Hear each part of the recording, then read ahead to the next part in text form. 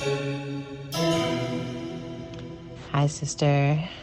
We are set to record today, but you've got a sick kid. And so we're not going to record today. But you had a great idea. So, one of our most beloved episodes this year has been the one where I couldn't make it to you and we did voice notes back and forth to each other. And for whatever reason, when I say most beloved, what I mean is like 4 people this week mentioned it to me. So I think it was a sign that we should do another one. So let's do it for this. We were going to talk about Wakanda Forever. And both of us have gone to see it. And we have a tradition, a one movie tradition of reviewing Wakanda movies. Black Panther. And this one there's a lot happening with this one. So I'm excited to talk with you about it. I'm excited to hear what you thought about it. And I wonder if we should do, structurally, I feel like maybe first we can talk about how they did it, sort of honoring Chadwick Boseman's legacy, because that, devastated and floored me. But yeah, I'd love to talk about how they did it, and then what else was awesome about the movie, and then things that we feel critical about, or things that we wish for the Wakanda universe, because that's kind of how I'm holding it. So first of all, yeah. So let me know if that premise sounds good to you.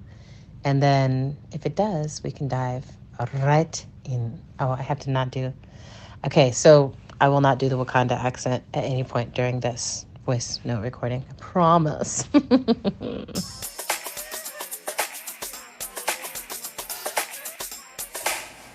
Hi, sister, I'm sending you a message because I'm feeling so impatient because I went to see the movie again.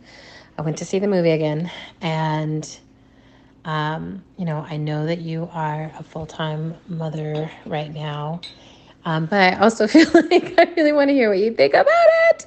So, yeah. A little bit high. So I'm not going to send a long message right now, but I do want to say that going to see it again made me feel like it was an even better movie than I thought the first time. And I was really impressed the first time, although I had some strong critiques the first time, but the second time watching it, I felt less critical, actually. I feel like I saw more happening in the script and more happening in what they're trying to pull off with the story. But once again, okay, I haven't said anything specific yet. So spoiler alert, we're about to talk in depth about Wakanda Forever. And we're going to spoil the shit out of it if you have not seen it yet. So just pause on this episode if you plan to see it and want to see it without our entire commentary first. Okay, that's over. So the way the movie intros with Chadwick inside the letters from Marvel, seeing his face at the opening and then again at the closing, to me was such an incredible, beautiful way to represent the idea that he was blessing this film and that they were trying to bless him and trying to honor him with each of the choices that they made. And I feel like they did a good job of keeping even the aspect of him that's not sure what to do. They brought that in, that human doubt, that human struggle for what is the right action. It feels like that's a core part of the Black Panther story. And I felt like they honored Chadwick in that way as well. And then the little baby. Oh my God. I had to stop people leaving. I was like, don't leave yet. There's something you have to see. That little baby with those dimples as the Chadwick baby. Here for it in every way. That was so cute. And this time, going back to see it, I realized that we actually see him in the first scene in Haiti when they go, when we first go see Lupita, who looks so thick in this movie. My God. Delish. And also Winston Duke. M'Baku. So much thighs. Maybe we need to have a whole thing on just thighs because Namor's thighs and M'Baku's thighs, I feel like I could be in a thigh braid. All right, I should pause here. I just had to get that all off my chest.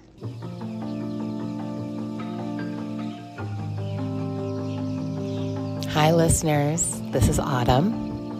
Just a friendly reminder that it's never too late to sign up to be a patron of our show.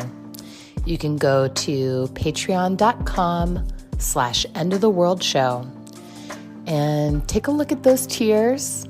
Take a look at the merch associated with each of those tiers.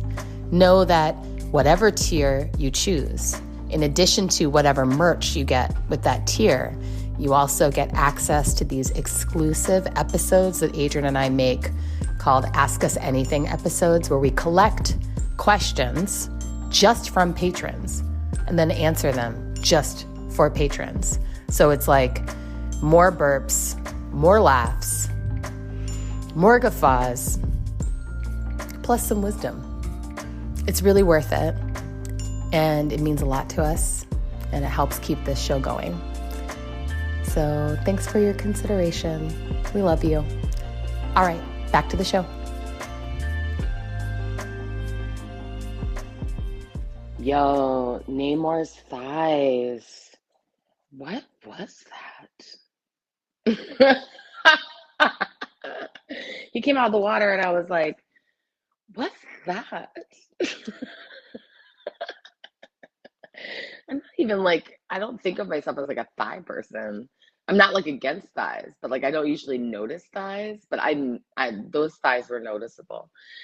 Okay, I'm back in my bed actually, but now I have coffee. I don't know if you can hear this. This is me like putting my blankets back over my body. Because I was like, wait a minute, I could do this. I could send you a message where I start sharing my thoughts about the movie, but I could do it from my bed under my blankets with my coffee. I'm a genius. It's still Sunday, you know? And I have notes. So check, Namor's thighs. Okay. I was just like, let me just, I don't know if you can hear Mittens, the cat, but he's decided to join us and he's being talkative.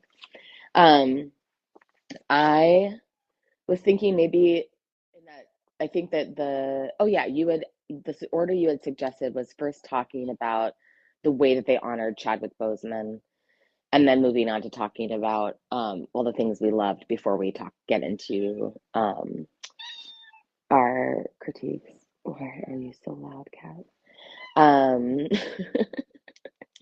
and oh yeah, so with the honoring of Chadwick Boseman, I have to say, I mean, I agree with you. I think the whole movie is about him, right? It's like the whole movie is actually about the loss of him.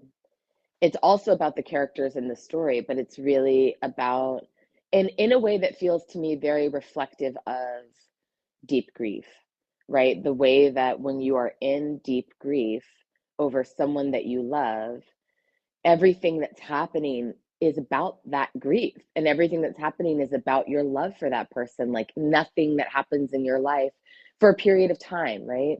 Nothing that happens in your life can really be disconnected from the way that grief is shaping you. Um, Everything connects back to your love for the person. And so to me, that it felt not only like a beautiful honoring of him, but also a very realistic portrayal of what would happen in these people's lives as a result of losing him unexpectedly. Um, and yeah, the depth of um, depiction of ritual, start to finish, also felt very important to me. It felt like one of those ways where, um, you know how like these kinds of big cultural works can show us not just what we don't have, but what we could have. So I went to see the movie with Finn and Siobhan and Mairead.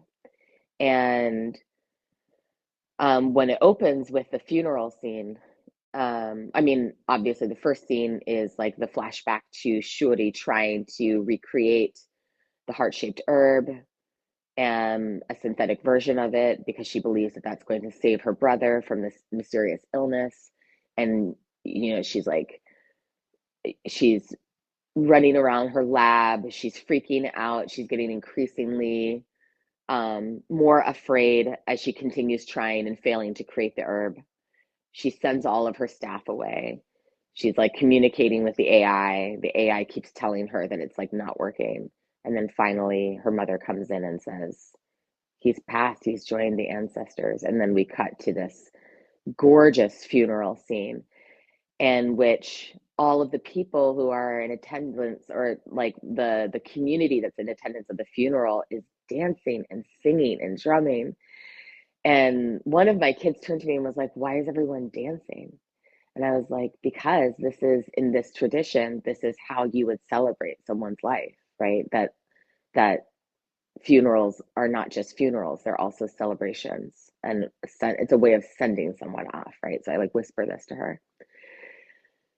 But it's not just that moment, it's also the moment like later where Shuri's mother tries to like support her to go ahead and like burn the funeral clothes because that's a part of the process, and Shuri can't do it.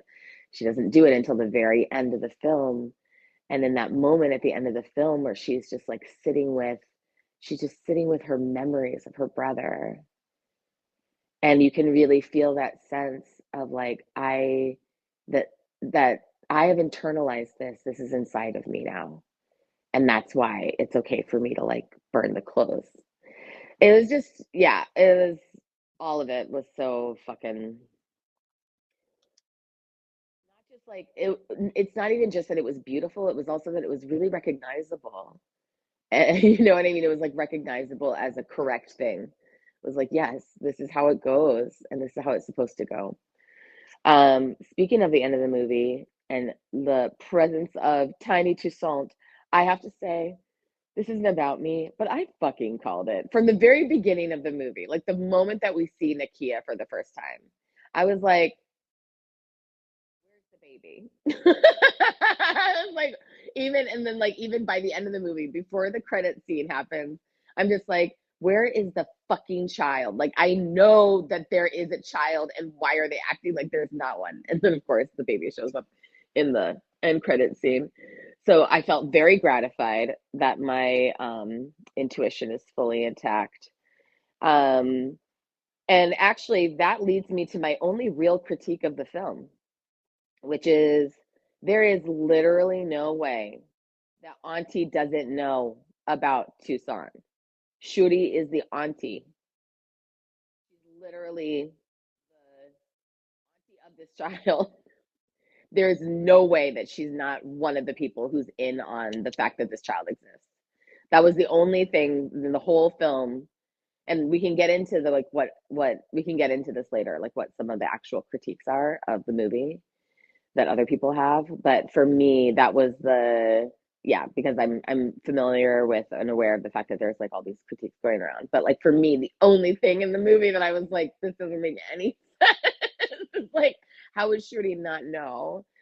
And a friend of mine was like, well, remember they related to, in the last movie, they really related to Shuri as a child.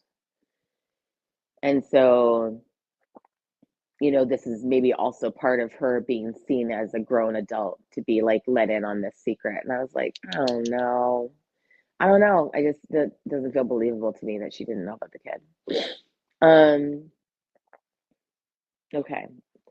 So let me see some other things about the movie. Ooh. There were so many strong, specific choices that were made in this film.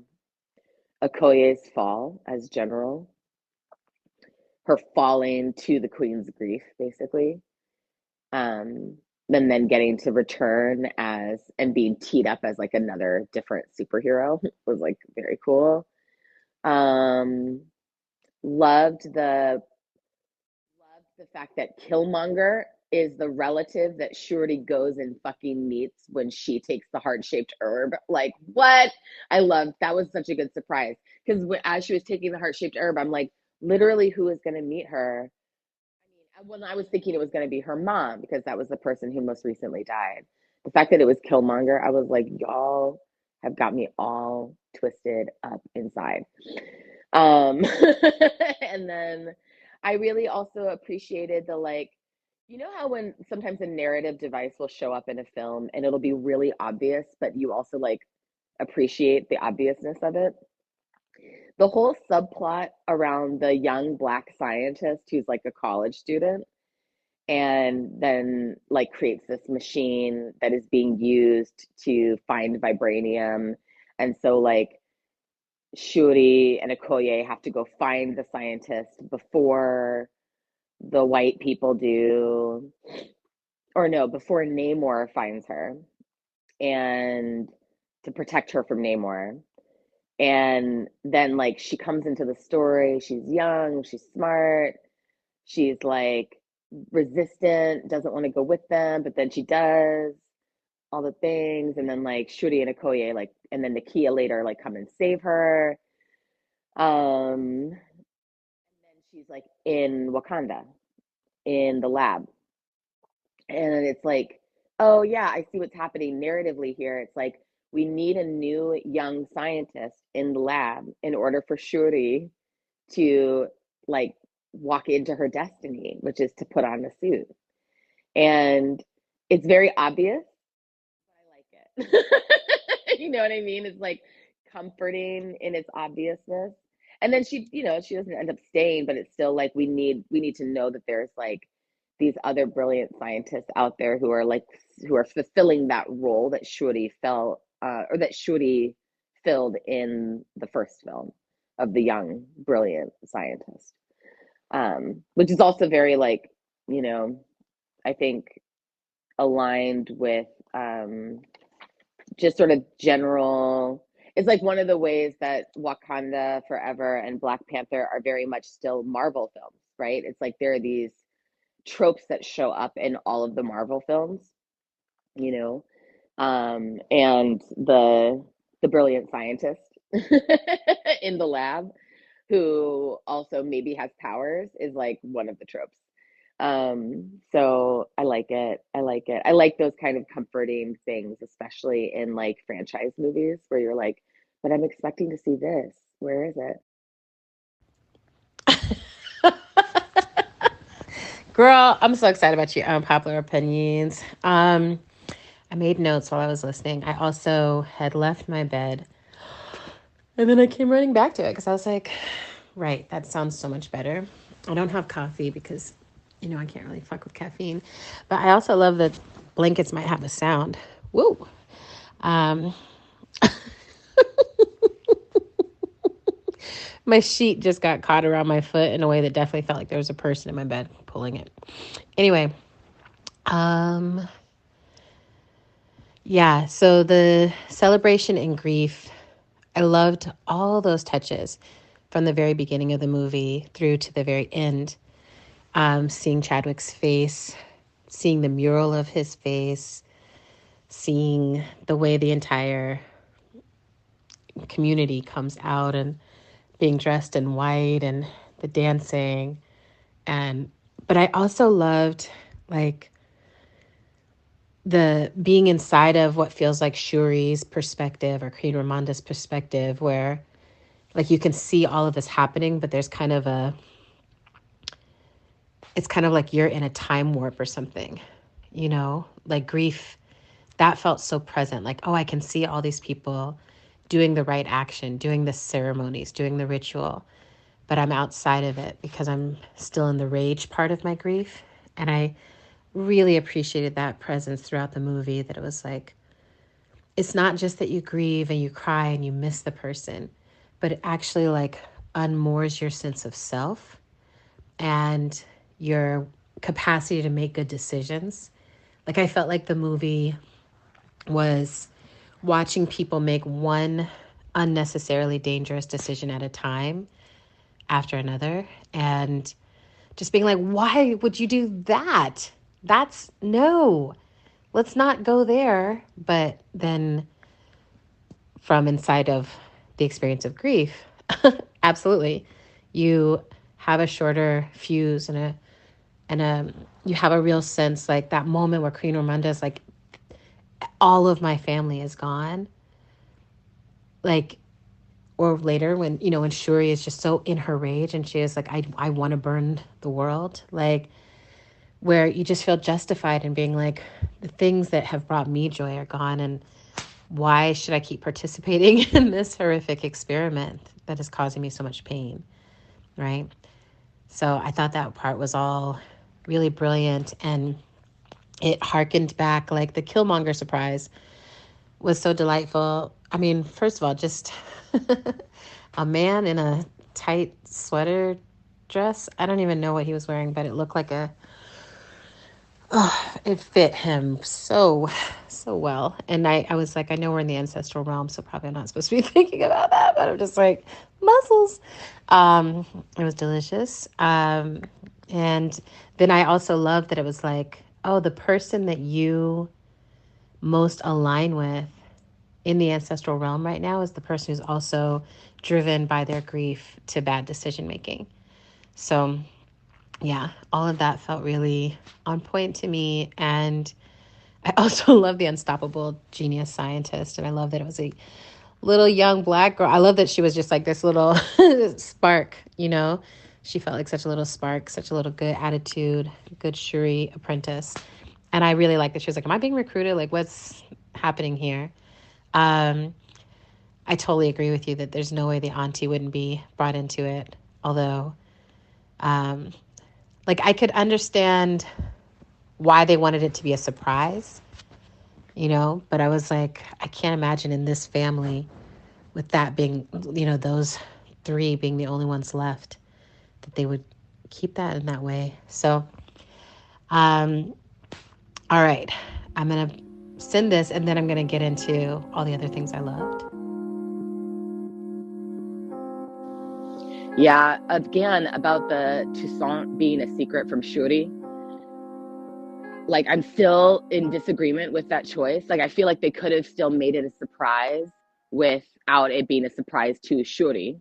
That was the mistake to me. It was like, she could still have gone to Haiti and, like, then meeting up with Nakia, and maybe she's not surprised by the presence of the child. Maybe, like, a different choice could have been that something in her being unable to see him, like in her grief, maybe she was like not willing to go and visit the child. And then part of the denouement is that she then goes and sees the child finally, right? But she knows about the child all along. We don't know that she knows about the child all along, but then we see this as part of the denouement, that like, oh, she did know about the child. She couldn't bring herself to see the child, and now she's ready to see the child. On the other hand, it felt very Black family to me. So, like, the one place where I'm like, oh, well, maybe is like, because I know it's like, things are just like, sometimes we just don't talk about things until now it's time to talk about them. So that also felt very like Black American family to me, that went down the way that it did. Yeah, girl, we love a good secret, And if it felt like, yeah, the only reason I was like, the secrecy of it is tied to maturity, because, it's a dangerous position to be the future king of that place. So yeah, maybe this allows them to live a relatively normal life. I turned on my bed heater. I call it my bed heater. It's a mattress pad that heats up. And I can feel it getting warmer, and it's just making me very happy. So all the other things I loved, I just want to say, like, a love note to this film. First and foremost, I really loved that there was this whole Mayan indigenous storyline, getting to meet this whole other people, the fact that they live under the Atlantic, and just the possibility of that, of being like, oh, I think of the Atlantic as the sacred space where our ancestors, Black ancestors, are. And I'll get to, I was like, and I think they missed an opportunity there. But I loved this other opportunity of just being like, yes, and like there's a lot of people throughout history who, if they could escape into the water, if they could transform and escape into the water, what a blessing that would be.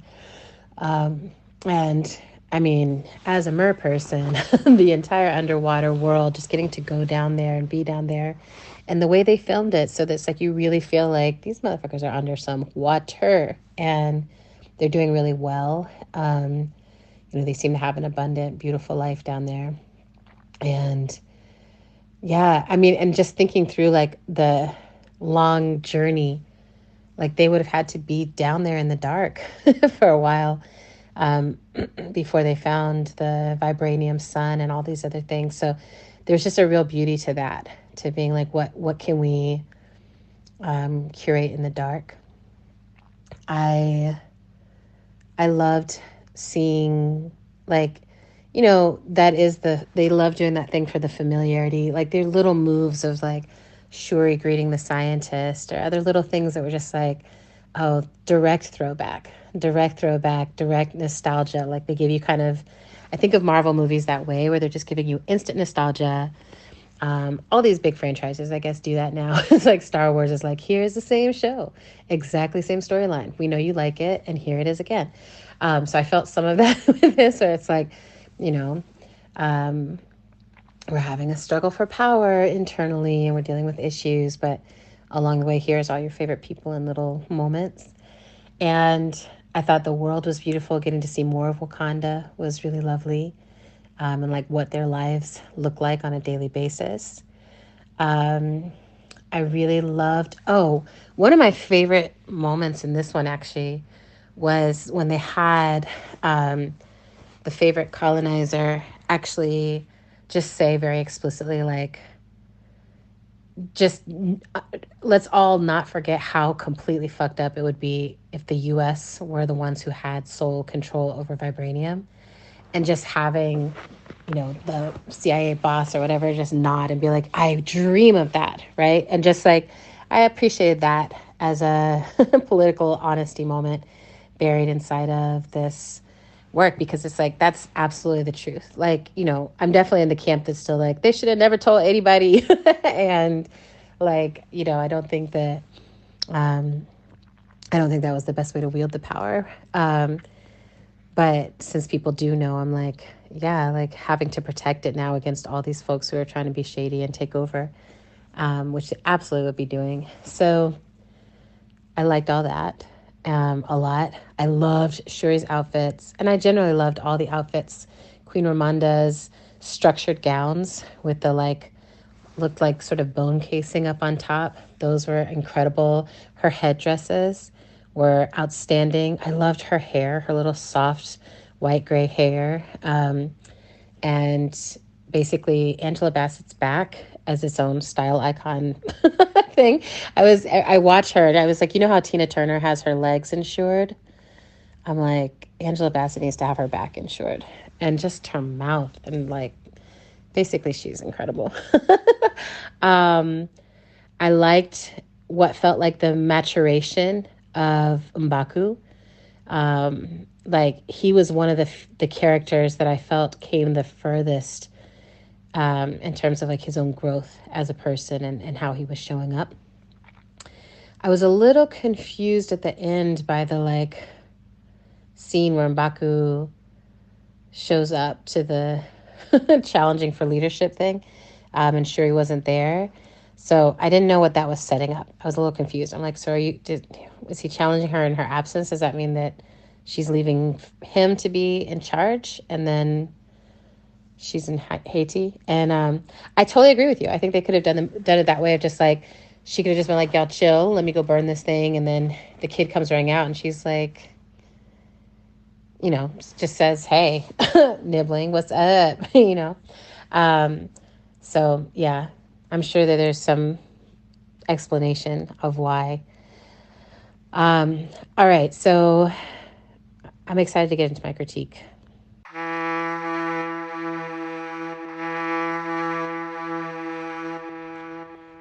Okay, so here is my critique. Which again, the first time I saw it, I was like, no. As soon as Namor and Shuri, as soon as it started being like beef, I was like, y'all, can you please just fucking communicate? Like, this is about to be the tightest ass alliance of all time. And you don't need to go down the beef path to get there.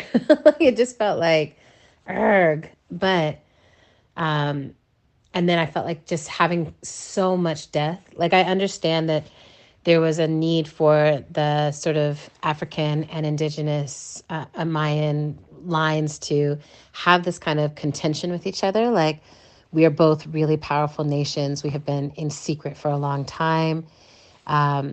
So in secret that, like, I mean, it is deep because you have the whole Marvel universe with so many potential people to fight.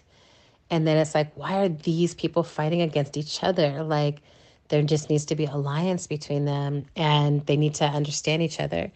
And I understood there being some power contention, or just like, they're all used to being able to make ultimatums, and you could really feel that it was like trying to negotiate with someone who is a god amongst his people, and has lived for as long as he has lived.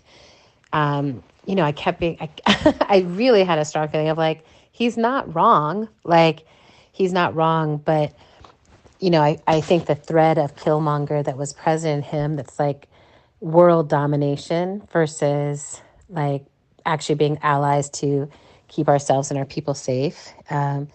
It just feels like there's other options, y'all. There are other options of being able to ally with each other, keep each other safe, and like navigate. So I think that was the biggest piece, was feeling like, like you literally have France breaking in, trying to steal shit. That's who to go to war with. Like, you literally have the U.S., tracking and surveilling and all of it, looking for vibranium, funding it. Like, that's who to go to war with. So, yeah, I was just frustrated that it took them Queen Ramonda's death and all these other people on both sides dying before they could get to that surrender. And I was very frustrated the first movie. Like, I was like, come on, y'all, no. Like, the colonizers were right there, and y'all could strike a really serious blow of like, you can't take this, you can't come over. So going back now the second time to see the film, I felt like what I had missed was what shows up, like when she's got the spear to his neck, when Shuri's got the spear to Namor's neck and she's about to take him out, and what she sees in him is that he is a person, a being shaped by the grief of his mother, who he lost as a child. So he's a being who is shaped by that grief and has been shaped by that for 400 plus years. In the same way that now she is moving in this action shaped by the grief of her mother and her brother. So I really appreciated that they're like, yeah, of course, like, these should be allies. And of course, that's what we want. And that's how we're going to be moving, coming out of this film and out into the next part of the series. But first, we have to contend with how our grief turns us against the wrong people, turns us against those closest to us, rather than turning us against those who actually maybe deserve it.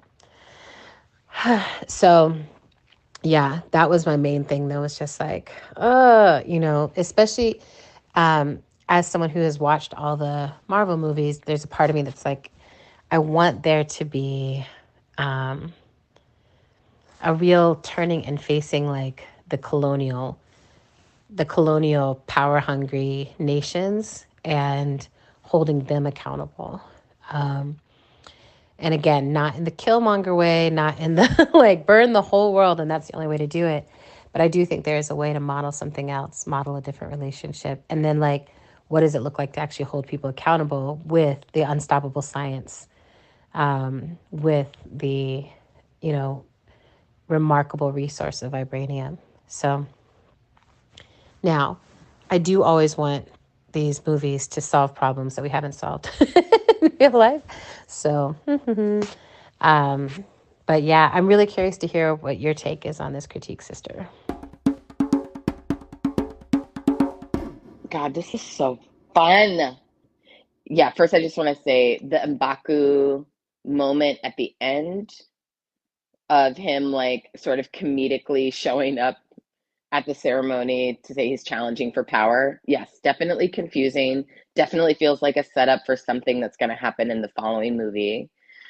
And I feel like there was a lot in the way that like um, the centerpiece of a triptych is speaking in both directions. I feel like this is definitely conceived as the second of three films, right? So it's speaking to the first film and it's also speaking to the next film. Like there was so much about the way the plot unfolded in Wakanda Forever that was very much like, I see you're resolving some things from the first film.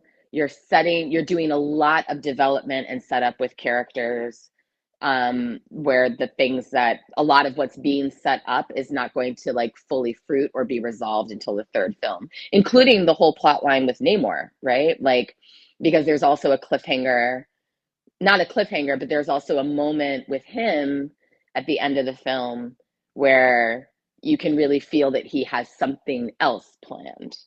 Um, so I think, yeah, in that regard, I think that that's often why like the second movie in a trilogy feels less satisfying because there's all of this stuff that's happening in the film that's actually not about the film itself, but about what came before and what's going to come. Um, so colonization and this film. Um, yeah, so I feel like there is this critique of the film, which is like, why wasn't the natural outcome of this meeting of these two incredible technologically advanced communities coming together in this context? Why wasn't the outcome for them to then turn and confront the actual um, great evil of colonization, genocide, and enslavement? And it makes total sense to me that people feel that way, but for me, the way the story actually unfolds feels so much more rooted in our reality, which is that like they are still, no matter how technologically advanced they are, both of these communities are still like fundamentally shaped by colonization, genocide, and enslavement, right? So it's like Namor is, his very being is shaped by grief, but not just the grief of his mother and losing her when he's a child, but also the grief of like as a child having to be in hiding because of genocide, because of enslavement. And that shaping, it's like it's the shaping of going into hiding, which means that there's like a powder keg at the heart of the community, right? There's this like, I mean, it's so interesting and cool to me that like the indigenous Mayan community in the story like lives under deep, deep, deep underwater, under all of this pressure, right? It's like, aha, metaphors on metaphors on metaphors. But it's like that the pressurization that happens inside of colonization is part of what influences the way everyone responds to the conditions. And so to me, it's like so much of the film, both the first film and the second film, is like trying to answer this question: how do we make decisions with integrity under circumstances that lack integrity, like colonization, right? It's like a fundamentally violent the circumstances, the conditions are fundamentally violent, and yet we are tasked with this effort of still remaining in our integrity. And that's what you see T'Challa having to deal with particularly in his relationship with Killmonger. That's what you see. That's what the question that Killmonger is dealing with, right? And now it's the question that Namor and Shuri are dealing with, which then produces what to me feels like this beautiful transformative justice moment in the final battle sequence of the film, right? Where Shuri has bested Namor in battle. She has the spear to his neck, as you described so beautifully. But she doesn't kill Namor, and she doesn't kill him because it's her mother's voice that comes to her. I mean, it's like, yeah, she has that moment where she doesn't kill him because she knows where he comes from, right? So there's this beautiful lesson there of like, how can you kill someone that you truly know, right? Or how can you, like, if you're truly known and you truly know another person, if you really understand where they come from, it's so much harder to do permanent violence, right? But still, even still, it's like it's her mother's voice that comes to her that says, show him who you are, which is such an interesting line to have come through, right? Like I think that's how the line goes. I may be paraphrasing a little bit, but that's a really interesting like thought for her to have in that moment where he's killed her mother. And yet it's her mother's voice that's like coming through her saying, like, show him who you are in this moment, even here, show him who you are. And and then she makes this incredible choice, not only to not kill him, but to still insist on forming an alliance, even though he is responsible for her mother's death. And it's like deeply abolitionist, actually. You know what I mean? Like wild. It's like wild. And to me, that's like the kind of thing that I love in a movie like this, where it's sort of saying, here's what this would actually look like. Are you, and then for the audience, then we're forced to deal with all of the discomfort that arises from a vision of what an actual like transformative justice or abolitionist moment could be, where there's no catharsis via violence. Um, there's this other thing I noticed about Namor that I'm curious to know whether you felt this too. Namor felt like very Doro to me. For our listeners, if you're not familiar with Octavia Butler's work, which you should be by now, but if you're not familiar with or you haven't read Wild Seed, Doro is the immortal kind of god-like figure in Octavia Butler's Wild Seed who survives by changing bodies and has been alive for like probably thousands of years, hundreds to thousands of years, vis-a-vis this process of just taking, like, basically, it seems like his soul moves into another person's body, their soul life force is consumed and he takes their body. And so because he's been alive for all of these years, he has this deep wisdom and he has a vision of like what he's trying to create by going around the world and collecting all of these special power people. But his life is fundamentally shaped by cruelty. So he's wise, but also very cruel. And then the main character in Wild Seed that we meet, who's also, lived for hundreds of years because she's a shapeshifter, um, falls in love with him and um, hijinks ensue. But anyway, so I felt like Namor was very much giving Doro vibes, and I wondered if you picked up on that too. Yeah, so for me, what was interesting is I felt like the way that the way that they handled the colonizers was really interesting to me. That it was sort of like side plot that the white folks, the Americans, the French are relegated to this sort of side plot, both in the last movie and in this one. And the main intensity that we're dealing with is between the folks of color. And I felt that that was interesting on a couple of levels because it's like, yeah, uh, we do have to deal with ourselves, right? We have to deal with ourselves. We have to deal with the way that colonization, genocide, and enslavement has shaped us first and foremost. Before we can even imagine a world in which we are allying together, building power, and truly ending this, you know, thousands of years of colonization that we've all been inside of.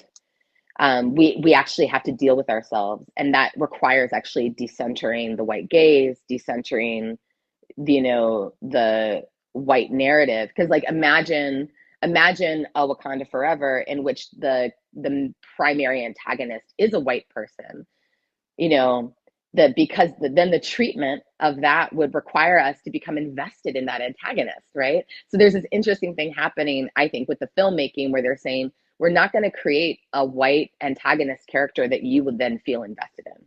That's not what we're up to. So that's just interesting to me, and I like it.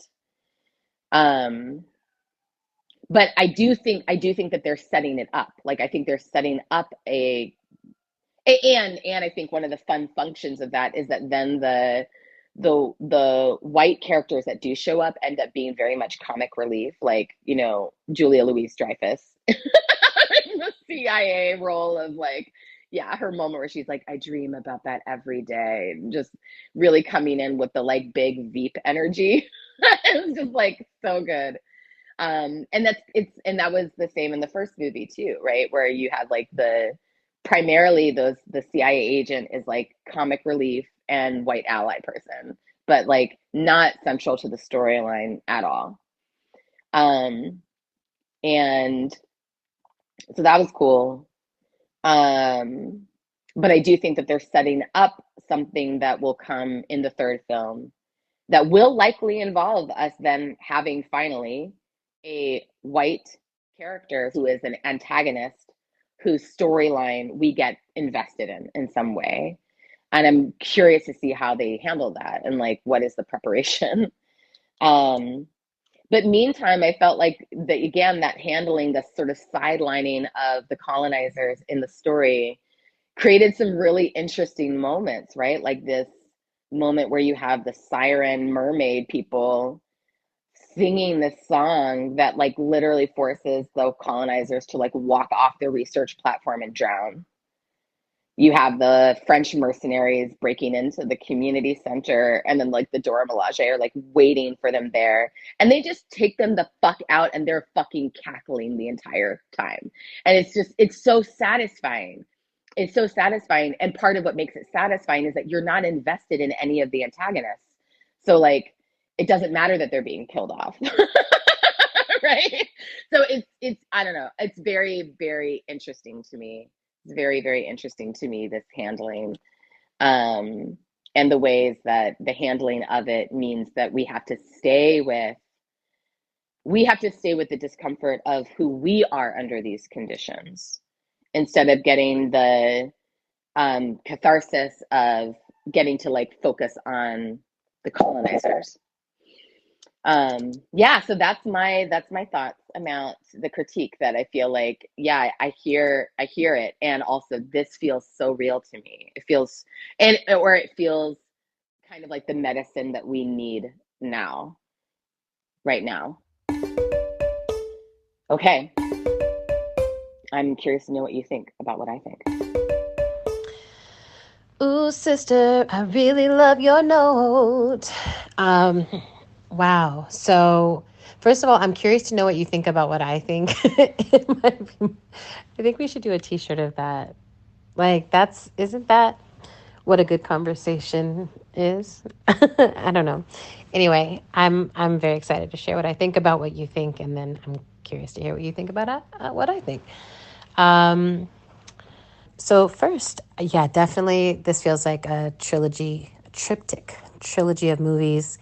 And, working on my novella trilogy, I have really felt the struggle of what do you share when, and how much mystery do you leave in place, and like, yeah, just how do you hook people and give people data that will come up later, which I trust myself to do that. But like with Marvel movies, sometimes they're like, here's something, and you're like, yeah, great, that'll be answered soon. And then it never is. So I really hope, yeah, that some of this stuff gets clearer. And I'm also really excited. I mean, I like a world in which M'Baku is leading, but has this relationship of deep respect of the Black Panther as Shuri, and that Shuri is maturing, that M'Baku is maturing, like that they both get to see each other growing in that way. Um, so I like that possibility, and and um, I'm really sad that they got rid of Queen Ramonda. Like, I'm not sure. I'm like, that didn't feel like it needed to happen anywhere in this trilogy. So I would be curious about what you think that choice was about. Like, why, we've already lost the Black Panther. And like, I think a lot of, like, I guess for me, it was like, and maybe this is more to your point, like for me it felt like, why go that far for people that we want to have as allies? And like, it felt so far. But then, from your perspective, I can see how it's like, that's the reality of the situation is we've done that kind of extreme harm to each other, and we have to find a way to still work together on the other side of that, um, in long history and short history. And I definitely felt that moment of like, show who you are, and pushing Shuri to look beyond or beneath the part of her that is only her grief. Um, I think about this a lot, that grief or extreme pain or suffering or illness, there's these things that we struggle through, that can become such constant companions that the struggle becomes, it feels like, our personality. Maybe the struggle can feel like it becomes our value system, or becomes the essence of who we are. And what we know about Shuri is that she is this playful genius who's extremely solution oriented, and that she can always find a way, like, what is the most logical, strategic way to resolve the problem? That's how she's oriented. That's what she learned to be. And so I like that piece, that it's like, actually, even if I am angry with you in this moment for what you've done, which I think, I'm like, it's not a forgivable crime. So yeah, I'm just like, that's going to be an interesting ongoing thing. It definitely makes it hard, like, to ship them, because I was just, when they first met, I was just like, okay, this is an interesting chemistry, even though my vibe from Shuri is much more on the queer spectrum. I felt like the energy with Namor could have been hot, which might have been me projecting hotness into the scenario. But I'm like, oh, now you just made it so that can never happen.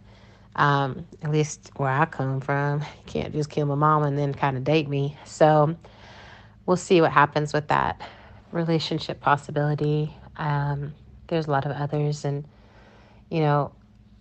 we know from the past and the fact that the Black Panther had the baby that Panther doesn't necessarily mean celibate. So I'm curious to see if they give Shuri any relationship at any point.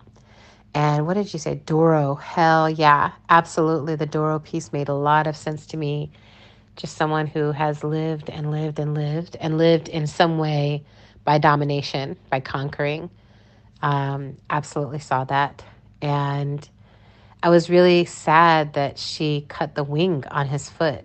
I hope there's some way to recover it. So one thing I'm going to call or predict right now is that in the third movie, that she finds a way to create a wing for him in her lab, and that is some part of their, like, full circle healing. And maybe he teaches her some way of being in contact with the ancestors, that does not require, going through the whole heart-shaped herb process. So these are some predictions for where it could go. And I'm really going to sit with this piece that you said around decentering the white antagonist. And like, there is something really delightful about it being a story where primarily it's happening amongst Black and brown people, even if it is this tension, this battle that has to be worked out. And yeah, I can see your point, darling, about, what would it look like to live in a world in which Black people had to truly deeply contend with the tensions that live in our legacies with other peoples of color, um, so that we can build a different kind of alliance. I'm interested in it, even though I do think that, it's like putting our attention on building the strength between us, building the depth of relationship between us. Um, but also, I'm like, I guess for me strategically, that I was just troubled by. I'm like, we should not be weakening each other when we know that we're up against the whole world of colonizers who are trying to come for us. Like that just feels like, and it always feels in real life, like that is not wise. Like our numbers are not such that we need to be wasting any of them, any of these highly trained people. Now, I loved the siren song move, and I was like, teach me that one. There was just so much. I loved the pieces of the mouth guards and gill guards that allowed them to have water. Um, yeah, as long as I didn't think too hard about it, I really enjoyed it because I was like, that's a tiny sip of water. But it worked for them. Yeah, so overall, I came away from it again like this was beautiful. This was a good movie. It's in the arc. It didn't quite do for me what the Black Panther did, obviously. And in part, that's just the mired and grief component of it. Um, but I would actually love to hear from you if you have predictions of what you think will come next based on what they've laid out for us in this story. And I know that this is like, we're supposed to be talking about Wakanda forever, but there's another piece of this that I kind of want to bring in, which is also like what makes someone into a revolutionary? Like what makes someone radical? What makes someone willing to fight? What makes someone like hone their own analysis of the situation and really figure out who the problem is? Because I'm like, Shuri is on that journey of like, she knows like, okay, that's the colonizer. We know that she has that level of analysis, but like, what is her revolutionary take going to be?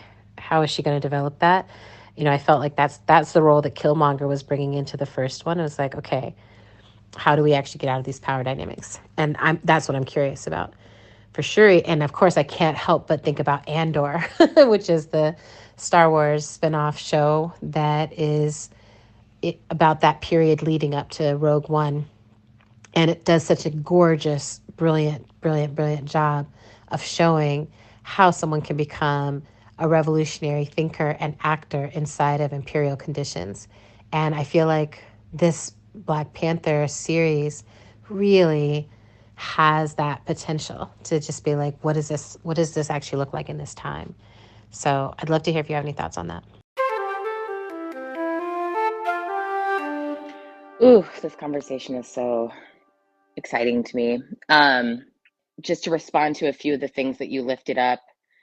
Yeah, it definitely feels like really disagreeable that Queen Ramonda was killed off. I feel like there's this thing, this is a trope that I don't love in not just like franchise films like the Marvel movies, but in lots of film projects and creative projects, which is this whole like idea that our parents have to die in order for us to meet our destiny fully, or like we don't fully become whatever until our parents pass. And that definitely, it felt like that to me. It felt like Shuri will lose her mother and then she will become the Black Panther. But so yeah, didn't love that. Really hoping that it was just one of those things that happened because Angela Bassett was like, I am like retiring and I'm not signing on for the third film. I always like to think that that's the reason for something like that, where it's like, oh, this person is just like moving on with her career or whatever. But who knows? And on the other hand, I think like there's something in the total loss, like the totality of loss that Shuri is experiencing, that also feels very recognizable and familiar to the Black experience specifically, right? Um, so there's something in this dynamic where we're witnessing too much being taken from her, And um and then we as the audience have to contend with that this is too much. It's too much grief, it's too much loss. She's losing everyone. And it's bitter. It's bitter, bitter, bitter medicine. And to me, where that touches in with my politic is like, yeah, this is the type of grief that Black folks have been dealing with since we were brought here. You know, in many ways, it's like this is what makes the Black community. This is one of the things that forged Blackness, right? Was the totality of the types of loss and the rupture in family relationships, the taking, right? So even though Wakanda Forever is set in Wakanda, it's not set in Black America. There's something very like Black America about the totality of loss that we witness in Shuri, and how she still has to figure out a way to like pick up herself and find her people that are right there around her. She has to find a way to be connected to the people who are still there, create new family, and still become, right? So, in that regard, it feels again familiar, recognizable. The unfairness of it and the totality of it. Um, okay, to the queerness and the shipping. Yeah, I also was like, ooh, what's this? You know, energy with Shuri and Nimor. And agree with you that Shuri's energy is super queer. Also felt like Nimor's energy was super queer, right? I was like, this is nice. Yeah, so I definitely felt that oh, now you killed her mom, so that's never gonna work out. But who knows? Maybe that paves the way for some sexy Dora Milaje, Shuri situation, which, you know, could be cool. Yeah, and then you had named this piece around, you know, you were vibing with my assessment and also feeling that twinge of we still shouldn't be weakening each other when we are facing this incredible threat of the colonizer. And I mean, full agree, full agree. And this is where the sort of read of, you know, probably not intentional, but the way it felt like, oh, this movie is like reading the left, you know, of that feeling of, yeah, and this is also what we do. This is what we do. And so in watching it unfold, where we have to witness and observe ourselves in the ways that we do weaken each other because of our inability to perceive the power that we have or the power that we could have. So to me, the whole thing with Namor is that he doesn't even see himself as allyable. He doesn't see himself as in need of alliance. He has to be taught that he needs alliance. He has to be taught that he could be more powerful in partnership with Wakanda than alone, because he's so committed to aloneness in his pressurized, dark underwater empire, right? He's very committed to his aloneness. And even by the end of the film, we still see him like really in a commitment to his aloneness, and you know, that he's still scheming on something that's really just about him and his community, not about the alliance, right? That like that he's still having this transactional orientation to Wakanda of like, no, no, no, the reason why we're doing this is because they're going to need us. And the thing that's implied there for any of us who are fucking like organizers by background is they will be indebted to us. Their need of us puts us in a power position over them, right? So he still hasn't learned the lesson either, right? Because he was forced. He was cowed, right? He was cowed into the alliance, but he still doesn't understand by the end of the film the revolutionary potential of the alliance, because he's really still in that narrative that he's alone, that he's fully alone, which is what colonization does, right? Colonization, genocide, and enslavement. The project is a project of disconnection, of rupture, of individualism and aloneness. That I'm only responsible for protecting quote unquote my own. So yeah, so I for me it still feels very reality based in that regard. Love your predictions. The idea of Shuri replacing Namor's wing is interesting. I kind of feel like he needs to just live with that wound, but that's just me.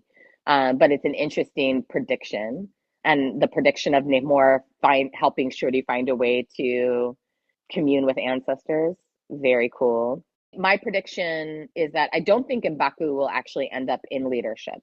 To me, that feels like it would be, I don't like the patriarchy of that. You know what I'm saying? I'm like, no, Shuri is gonna be the queen. That has to be the case. Um, but so it's interesting to me that they leave that really unclear, that Shuri is still a princess when the movie is ending. M'Baku stepping in to vie for leadership, even though he was acting like he was on board and allying with her and ready to be like in followership of her. So yeah, I'm not feeling M'Baku as king. I'm definitely still feeling Shuri as queen. Or maybe something where the hierarchy is dismantled totally happens. Who knows? But yeah, I am predicting that the third film involves a white antagonist, probably someone with powers, perhaps someone from another dimension, because a lot of the other recent Marvel films have been dealing with the interdimensionality of the Marvel universe.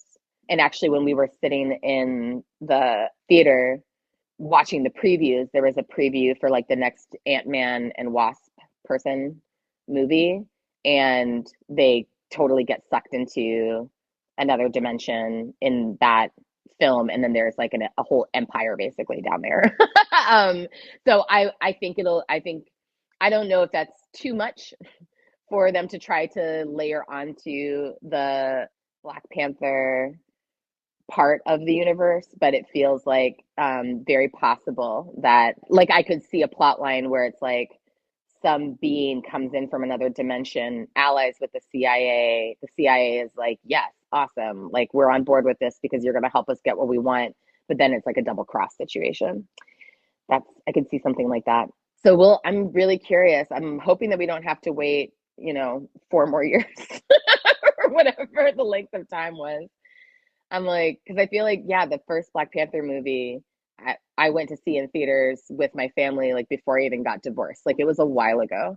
And I understand they had to take their time because of Chadwick Boseman dying and all the things, but hopefully it won't be that much longer that we have to wait.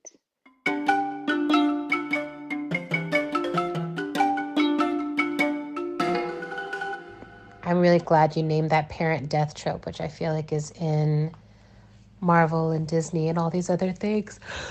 Maybe it's time for like the death to the parent death trope, and just more stories of people, being able to differentiate and fully realize themselves without that devastation. Especially for these people who are so young, because I'm just like, there's so many ways to do that differentiation. And I also appreciate you naming the queerness because I realized something I forgot, which was Michaela Coelho is in this, and delicious and queer. But I wanted so much more than that sort of blink and you'll miss it, kiss on the forehead kind of queer. I mean, which also yields, like, I keep having the thought that I really need a adults only, like an OnlyFans spinoff of this, so that we can see the Namor love scenes, so that we can see some of these queer Dora Milaje love scenes and other stuff. I'm also like, probably unsurprisingly, interested in where the Woman King and Black Panther find each other. So I just feel like there's some yum. Yeah, some more queerness, less parental death. And I really have to say, like, I really want the focus of the tension and the conflict to be directed at the actual sources of colonial power. And I'm really moved by how you're talking about the arc of this. So in some ways, it's like, if you sing a note and it's like, you don't know if it's the right or wrong note till you know the next note.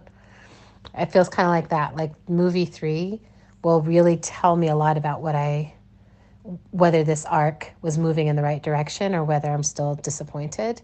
But I do appreciate the idea that like both of these powers, which have accumulated and held on to their power by being isolationist, are now coming into a space where like, the power dynamics inside of an isolated space can be very hierarchical and very much like whoever has the most relative power in that scenario becomes the leader or the god or the one who lasts forever. Like that was the other thing that was unclear to me is I'm like, Namor is like a god figure who's living forever, but like are all the people down there like also living forever, or is it just he's living forever?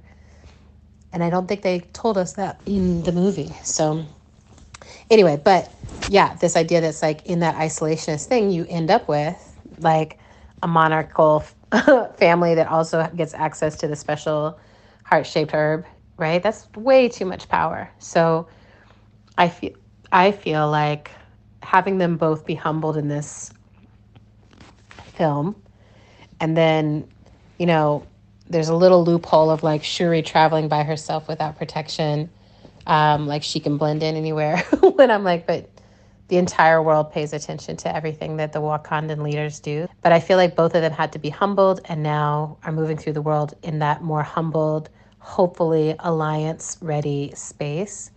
And I think there's an opportunity. I don't know if you saw Shang-Chi and the 10 Rings. That was another one of these like Marvel editions that kind of went off into an adjacent space, but is still connected. And I feel like it could go that way because that one is really doing a lot to challenge like what are the power dynamics and how is the power dynamic upholding harm.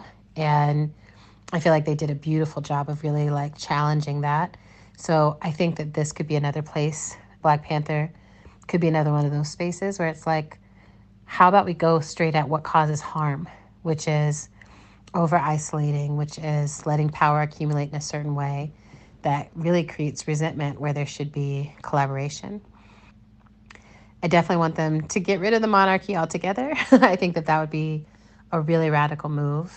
And I think that could be a move that's really aligned with how Shuri operates, that I think is a unique move that she could do. Like, she's just like, actually, the way I run this lab, where everybody is a brilliant specialist who does their work and we come together and like create things, I'm like, how could that transfer into the space of leadership, that the heads of these different tribes could actually be working together to collaborate and keep themselves alive rather than just having this one power with this one superhero that keeps them safe. It's so vulnerable and it's so lonely. And I'm really hoping that they can move. But if they don't, then I also think that the general could become a leader that I would follow anywhere. And yeah, I think we could do, and I'm super down for this if you are, an entire episode on Andor. Because I feel like that what makes revolutionaries and really looking at the circumstantial, right? That so often people do not become a revolutionary because they're like, yeah, I just woke up this morning and I couldn't wait to fight for freedom. But it's circumstantial. Like, I woke up this morning and recognized that my people did not have it. I woke up this morning and the police, pulled my parents over. Like for me, I just think about like, what are the early things that like showed me the reality of society and made me want to become a freedom fighter and help me develop a nuanced and kind of wide-ranging analysis that always lands me in a revolutionary space. Like, I'm like, when I think it through, I'm just like, oh yeah, no, I have to be a post-nationalist because there's just a limit to what a state formed in this way and functioning this way can do. So if you're down, I'm down, because I think Andor would be actually a better place to have that conversation, or the Andor storyline would be a better way to have it. With this one, it's like, we're dealing with monarchy, we're dealing with utopia, we're dealing with utopia trying to come into relationship with the world as it is right now, and hijinks ensuing. I think my final thought is I recommend the movie. I think if you're in the Marvel realm, if you're in the Wakanda realm, I think it's a great movie. I think watching it the second time, I was like, yeah, no, this is actually really enjoyable and really like at the level of a Marvel movie enjoyable. And I'm always trying to remind myself, like, don't go to a Hollywood Marvel movie or a Disney film or something like that and expect it to suddenly be like a breeding ground of feminist utopia. Like, if there's moves where that's coming through, great, but like kind of keep the breath together. And I would encourage people to watch it and then discuss. Watch and discuss and like find yourself in the storyline. That's what I keep asking people to do. And I'm like, watch this thing and then find yourself in it. Are you a warrior? Are you a mourner? Are you a singer? Are you royalty? Are you a colonizer? Are you an ally? Are you a secret peoples? Like, where do you fit inside of all this? And really exciting. Overall, like I also hope that the next film will come at a quicker pace. And I'm interested in some other, like I'm interested in where the source material comes from. Like I know that some of the sci-fi writers that I absolutely love have been really contributing to these storylines. So I'm like, I feel like go to the like actual Black sci-fi writing forces for these storylines, and I think we can get closer to what we want. All right. And yeah, but the fashion be fashioning. And I'm really thinking about how to incorporate more and more looks into my looks. All right. I love y'all, all of our listeners. I love you, sister, and I love processing these things with you in long voicemails. And I'm going to go wash this face mask off because now I look, it's just doing that thing where like I can't smile. All right. Ciao. Oh, and I also want your final thought. Obvious.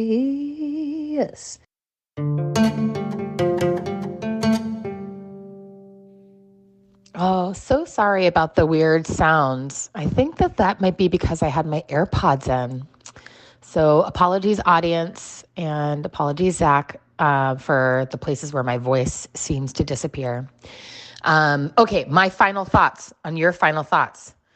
Yes, death to the parent death trope.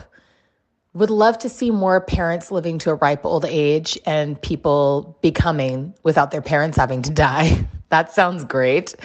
And like a healthy challenge. Like, how do you become yourself fully and still interact with your parents? Love the idea of an OnlyFans spinoff of Black Panther. That is brilliant. Because, yeah, I mean, it's like in order to keep it, all the Marvel movies like can't be more than like PG-13 rating, right? In order to satisfy like all the audiences that want to see it. And then there's like another level of like satisfaction that the rest of us are looking for that can't be had at a PG-13 level. So brilliant idea. One thing to note is that Namor is the only immortal in that crew. And there's something different about his process because he was in his mother's womb still when she ingested the heart-shaped herb, basically. And so that's why it's like he came out with like wings and immortality and something else. Oh, pointy ears, right. So it basically fundamentally did something to I think the thing we're supposed to understand is that it did something to his DNA that it did not do to the other people.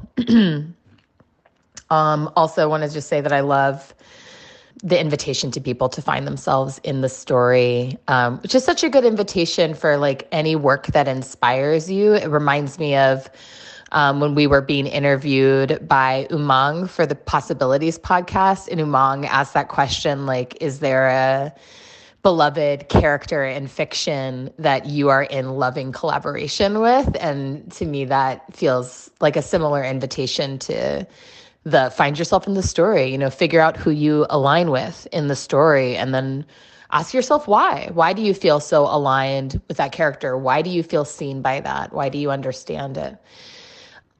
So I guess my final thought is you should probably write a Woman King Black Panther AU erotica where Okoye meets Naniska. That could be so hot. Like unreal levels of heat coming off that AU. So just putting it out there. Yeah, I feel like that brings this beautiful exchange to a close. I'm inspired by your act of going to see the movie again. I, too, would like to go see the movie again, maybe this time with adults. And yeah, I'm going to see if I can. These things are very hard for me to affect in my own life, but I'm going to see if I can. I love you so much, sister. And listeners, we love you so much. Thanks for riding with this voice note, Black Panther Wakanda Forever debrief.